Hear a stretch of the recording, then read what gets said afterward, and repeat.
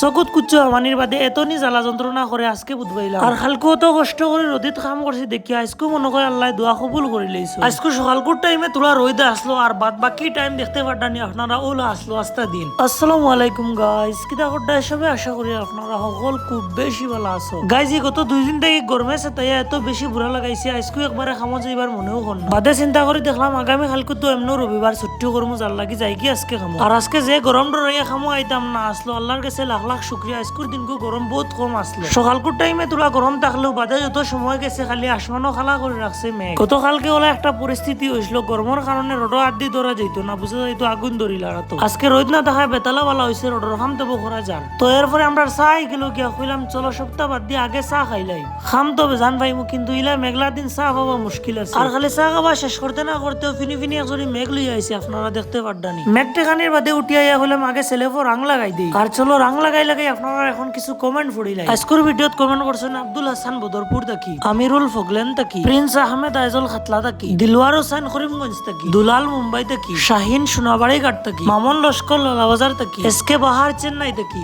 MR Shipu Bengaluru থাকি, নুরুল মিজোরাম থাকি, RDX Ruhan শিলডুপি থাকি, জাকির আহমেদ লংতলাই থাকি, জীবান করিমগঞ্জ থাকি। তো আপনারাও যদি কমেন্ট পড়াইতে চান তাহলে জলদি করে ফলো করে কমেন্ট করুক।